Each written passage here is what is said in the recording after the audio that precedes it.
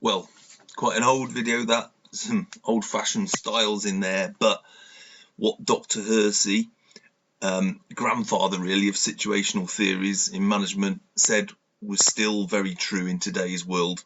He talked about how training for a specific skill, say in leadership, autocratic or democratic or laissez-faire, didn't work because it didn't work every time, and to be effective you need to be able to adapt to the situation, and that's what situational leadership theory was developed on. And he said in today's world, which in his day was probably a few years ago, but it's still as relevant today, in fact more relevant, because change is constant. Leadership is probably more important, no matter what the role, and he mentioned loads, because it's about gaining commitment, it's about making sure there's understanding, and it's about being able to influence people, and those skills are really important. He outlined it as assessing performance, influencing behavior, offering guidance and support, and showing that you're concerned about the people and the results, not just the results. And as we look at some theories, we'll look at that in more detail. First one we're going to look at in the next slide is Dr. Paul Hersey, who we've just heard from, when he worked with Ken Blanchard and put together their theory on situational leadership. So let's take a look now at Hersey and Blanchard, which is a situational theory. It's based around the maturity level of the team and their expertise, and the concept therefore is that you adapt your style to meet that. It can work in two ways. It can tell you what type of leader you should be depending on what you see in your team, and it can also help you to support your team in the best way once you realize what their sort of level is or where they're going, and you can control it as it goes forward. So basically, as we can see from this graphic, it's the maturity level of your team is equal to the style that you adopt. So down the right, we have 4 styles that Hersey and Blanchard came up with. We've got A, telling, which is about being very autocratic, as we mentioned before. We've got B, selling, which is about being autocratic but communicating a little bit and trying to bring people on board, so developing them.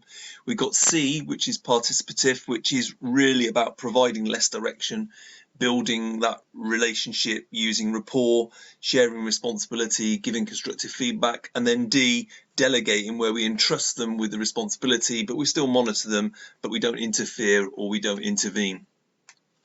We marry that to whichever side. So, for example, you would be using a telling autocratic style where you had a low confidence team with low skills, and they're not willing to take that responsibility, or they're not willing to put in the work.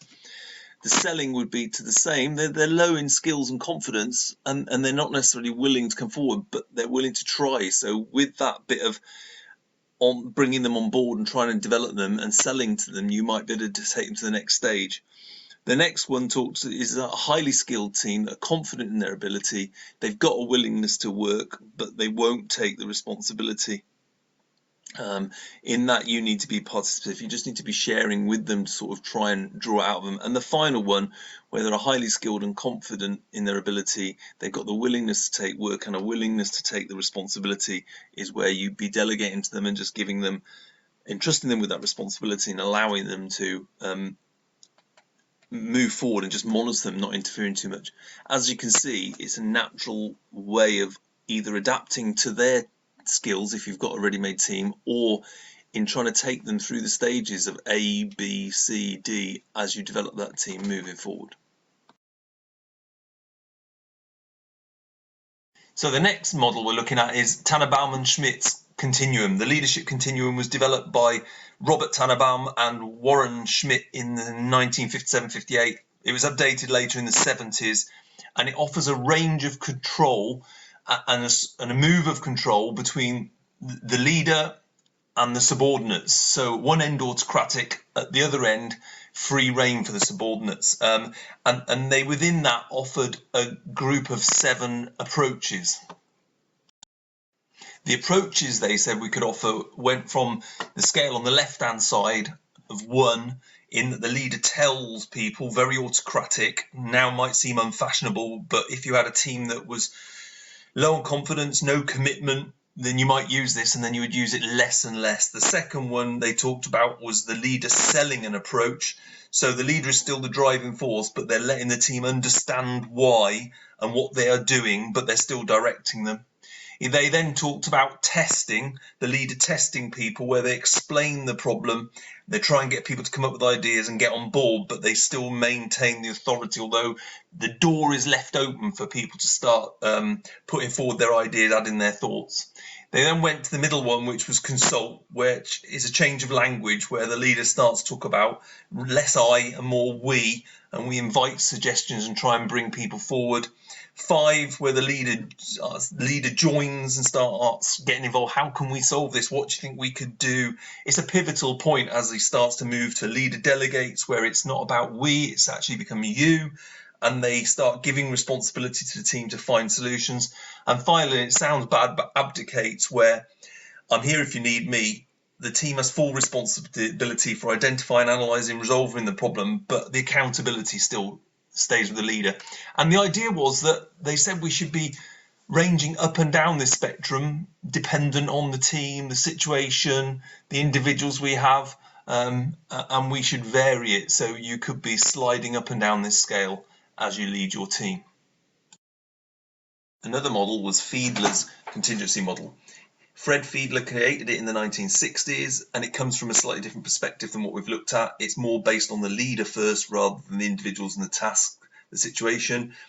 Fiedler had studied personalities and characteristics, and he wanted to focus on first identifying the leader's leadership style. He believed that leadership style was fixed and that it could be measured, and he developed a scale to measure it against called the LPC scale, the least preferred co-worker scale, which we'll look at in a bit of detail in a minute. The model states that there's no best leadership style. Instead, we decide the leader's effectiveness based on 2 resulting factors. The first being their preferred leader's style, and the second being the situational favourableness or situational control, and that determines if we have an effective leader. He said there were 3 steps. So first, identify the leadership style using the LPC scale, then identify the situation, and then determine what would be the most effective leadership style. And Fiedler's answer at point 3 was that if you don't have the most effective style for that, then change the leader to someone who does have the most effective style. So step 1 was to discover your leadership style, and he said we could do that using the LPC scale, which is in front of us, the least preferred co-worker. What he said you should do is think about the person you've least enjoyed working with. That could be in any field. That could be in your current organisational role, it could be other jobs you've done, it could be in education, so the worst teacher you had at school, and you rate how you feel about this person based on the factors listed. So you score each one and you end up with a total. If the total is high, then you're a relationship orientated leader, and if the total is low, you are a task orientated leader.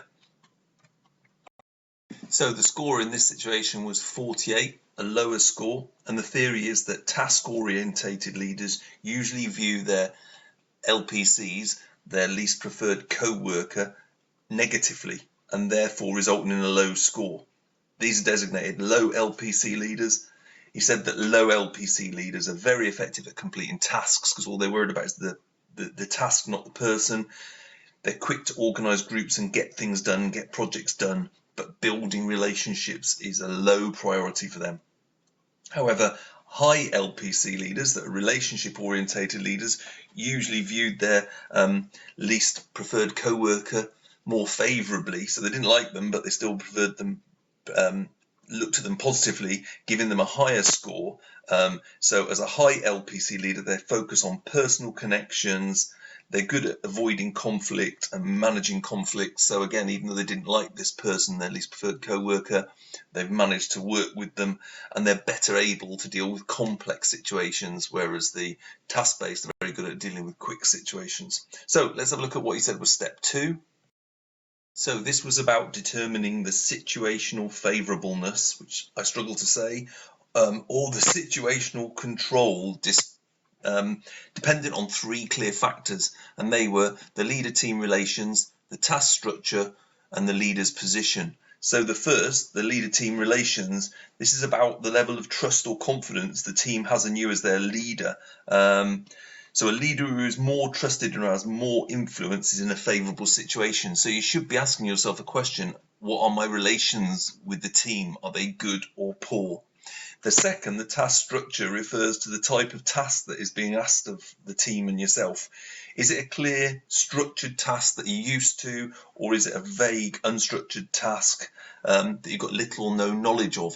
So asking yourself the question and deciding on how that fits with the team. And then finally, the leader's position, and this is about the amount of power you have over the group.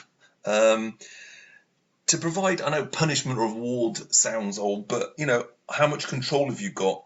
And if you've got more power and you're in control of the rewards that you can offer, or you're in control of the punishment that you can issue, then you've got a more favourable situation. So is my power over the team strong or weak? So the final step, now that we had the information from the first two steps, so we know the leader's style and we know the situational control, was to determine the most effective leadership style. The theory says that we've considered all the factors. So we've got the leader membership relations, the task structure, and the leader's power position. And in this table, you can then see in the final column the style that Fiedler recommended or said would be the most effective in that situation. And remember, he said high or low LPC, and he said if you didn't have a leader that had those skills, then really you should replace them. So let's imagine you've just started a new company and you've replaced a long, much loved leader. You're going to be new. They're going to view you with a little bit of distrust at the beginning, so leader-team relations are going to be poor. Your position of power, though, is going to be quite high because you're the boss and you're in charge. And the tasks they're doing, they're an established team, so they're well structured in what they do. They know what they're doing. So the theory would say that a high LPC leader should be in place. Another situation would be that you're leading a team who likes and respects you, so you're well established and they like you and they believe in you, and the project you're working on is a very creative thing, so it's very unstructured, but you have a strong sense of power because they believe you know what you're talking about and what you're doing, and therefore a low LPC leader would be preferable. So in the first one, you want someone who's a high LPC and they can start to build relationships, and in the second one you want someone who's low LPC because you've got that and you just want to focus on the tasks. So we've looked at a few leadership methodologies, theories there, and just one more to look at, and that's Adair's action-centered approach. I'm going to watch a video for a change here. Remember, again, make some notes as they'll be useful later, and we'll reflect on it in the next part.